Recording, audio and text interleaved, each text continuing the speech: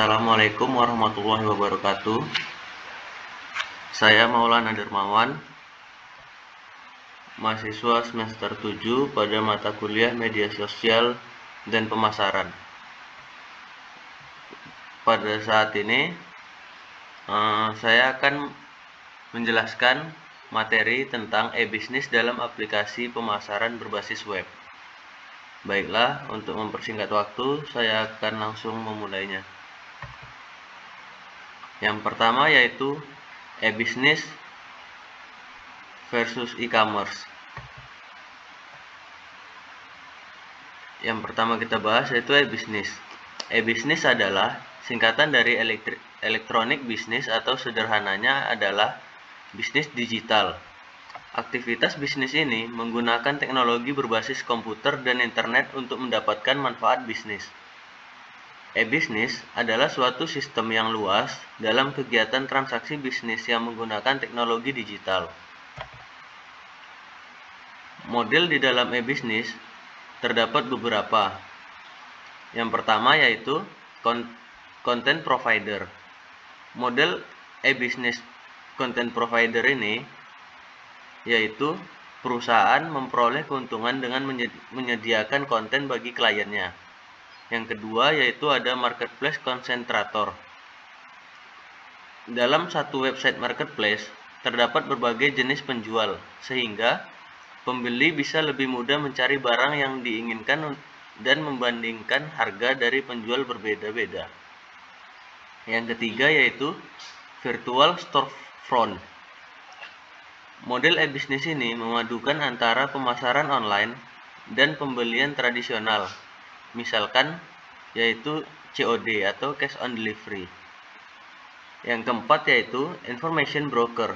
Information broker adalah model e-bisnis yang menyediakan informasi detail tentang produk dan stok.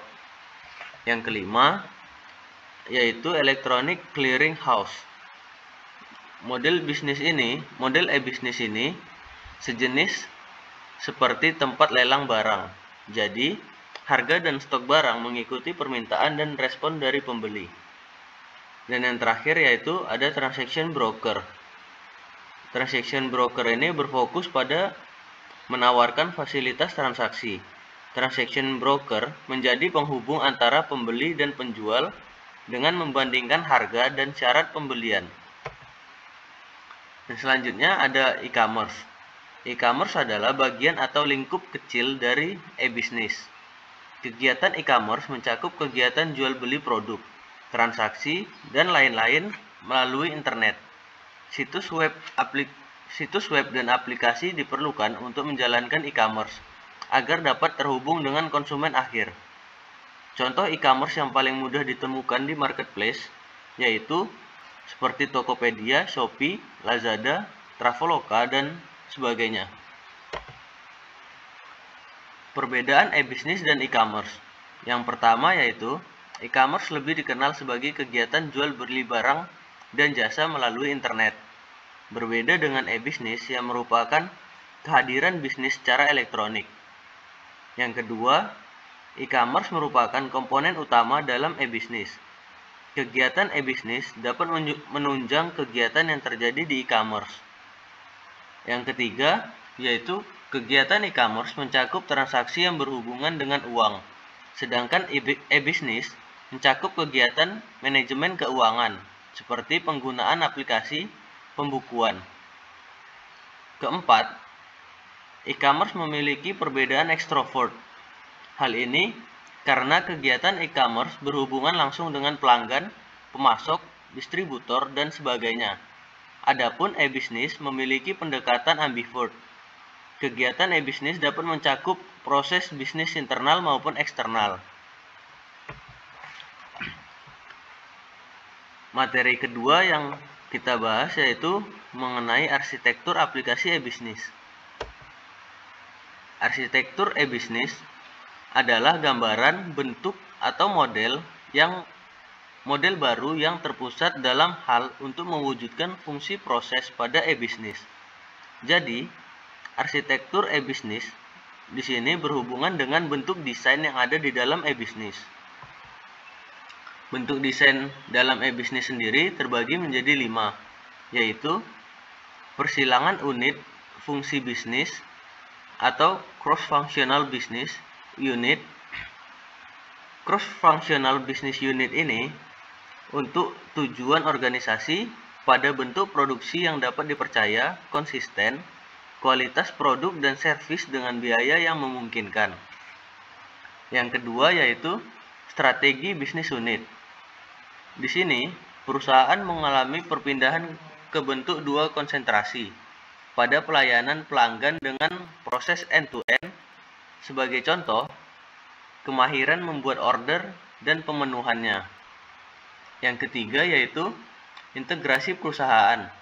Dalam hal ini, perusahaan fokus pada 3 bentuk reduksi biaya dan efisiensi internal. Arah tujuannya yaitu ke arah tanggapan yang tinggi dari pelanggan, mengungkit ke arah kecepatan deliver dengan produk kualitas yang tinggi dan pelayanan dengan total biaya pengantaran yang rendah. Yang keempat yaitu the extended enterprise.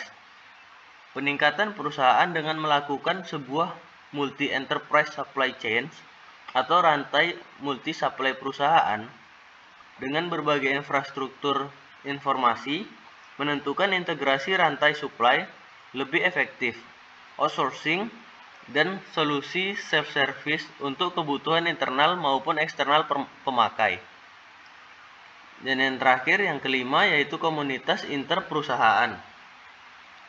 Fokus pada pemimpin penjualan, perusahaan melakukan konsolidasi pada kebenaran adanya komunitas interperusahaan, di mana mereka bersama-sama mengharapkan tujuan dan hasil secara jarak lintas dan kebutuhan perusahaan dengan menggunakan teknologi yang tentu saja disebut sebagai internet. Yang selanjutnya yaitu ada integrasi aplikasi e-bisnis. Integrasi sistem transaksi di website e-commerce. Sebelum masuk ke situ, kita bahas dulu apa itu integrasi. Integrasi adalah kegiatan menyatukan 2 atau 3 hal hingga menjadi suatu kesatuan yang utuh. Integrasi sistem transaksi pada website e-commerce berarti penyatuan kegiatan transaksi pembayaran dengan website melalui payment gateway yang tersedia. Tujuannya adalah agar membuat proses pembayaran transaksi lebih praktis dan mudah dilakukan. Payment gateway sendiri adalah layanan yang memproses perizinan kartu kredit atau transaksi online yang terjadi di antara penjual dan pembeli. Layanan ini sangat membantu dalam menerima atau melakukan pembayaran secara aman dan aktual. Contoh aplikasi integrasi marketplace yang gratis dan dapat digunakan. Yang pertama yaitu Cloudeo. Platform ini dapat mengintegrasikan webstore Shopify dan WooCommerce. Integrasi mulai dari sinkronasi produk, alokasi stok, hingga order. Jadi kita tidak perlu repot menginput ulang produk ke sales channel. Yang kedua yaitu Majo. Dengan menggunakan platform ini, kita bisa membuat toko online sendiri dan mengintegrasikannya dengan Tokopedia, Shopee, dan Bukalapak. Yang ketiga yaitu Jubelio. Pada aplikasi yang ini, kamu bisa mengintegrasikan marketplace lebih banyak lagi. Mulai dari Tokopedia, Bukalapak, Shopee, Blibli, Lazada, JD.ID, Zilingo, Zalora, hingga Akulaku. Yang keempat yaitu kamu bisa mengintegrasikan Tokopedia, Shopee, Lazada, Bukalapak, Blibli, dan JD.ID. Platform lain yang bisa digunakan antara lain TikTok, WooCommerce, Shopify, 82Chart, Accurate, dan Tada. Yang selanjutnya yaitu aturan di dalam e-bisnis.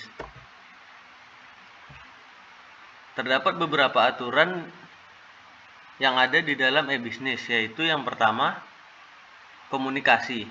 Komunikasi adalah adanya fasilitas atau media yang memungkinkan terjadinya pertukaran informasi, layanan, transaksi elektronik, dan perpindahan barang dari penjual ke pembeli. Yang kedua yaitu komersial. Sisi komersial yang diisyaratkan pada e-bisnis adalah adanya sistem untuk melakukan transaksi online mulai dari promosi barang, pemesanan barang, pembayaran, dan pengiriman barang. Yang ketiga yaitu kolaborasi. Kolaborasi satu siklus transaksi online antara penjual dan pembeli melibatkan stakeholder lain yang harus berkolaborasi untuk menyelesaikan transaksi tersebut. Yang keempat ada komunitas. Komunitas merupakan media yang cukup penting untuk belajar dan memperbaiki diri secara terus-menerus, baik dari sisi pelaku maupun pengguna dalam hal produk, layanan, maupun mekanisme transaksi. Yang kelima yaitu layanan. Layanan bagi setiap institusi yang menjadi pelaku e-bisnis, penggunaan teknologi informasi dan internet seharusnya menjadikan layanan ke customer lebih baik, lebih ekonomis, dan lebih terjangkau. Dan yang terakhir yaitu learning. Learning di sini untuk meningkatkan awareness baik di antara pengguna maupun pelaku e-bisnis.